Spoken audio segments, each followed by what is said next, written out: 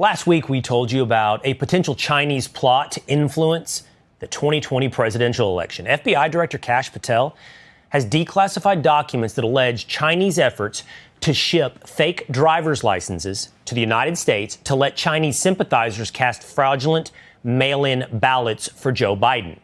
Now, there's a new twist.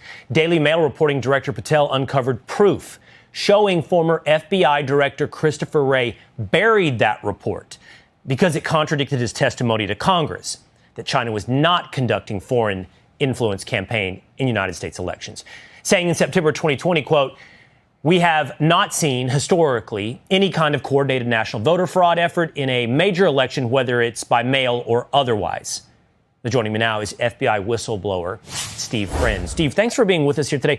Before we get to Director Wray, let's talk a little bit, if we might, about this report. It came out of the Albany, New York office. It's called an IRR, an Internal Intelligence Report. Now, this IRR produced by the Albany field office apparently was recalled. It was pushed down by Director Wray. Tell me a little bit about what goes into an IRR and what would be necessary. How would you go about clawing it back to make sure it never sees the light of day? Well, it's pretty unique from my perspective, and certainly in any time in recent history that I can recall any sort of intelligence product being clawed back by leadership within the FBI. Christopher Wray specifically was the radical traditional Catholic memo, and that was only clawed back when Congress exposed it because a whistleblower came forward with it. But the typical way that these documents are authored would be an intelligence analyst essentially researches their product, goes back and forth with the supervisor, effectively gets their approval to push it on, and then that information is laundered into what the FBI concocts as far as what it's going to be its priorities. I've never heard, outside of the radical traditional Catholic memo, in recent memory or recent history, of any sort of product being pulled back so that they could go and re-interview a source and expectedly that they were going to get different information from that individual.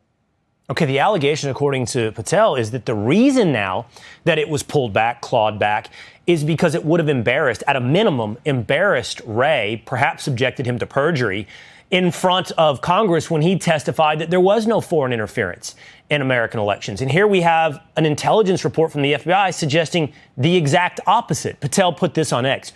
Former FBI leadership withheld the facts and misled the public on China's 2020 election interference, and they did so for political gain. This FBI is exposing all of it and giving Americans the truth they deserve. This is sounds, Steve, absolutely scandalous.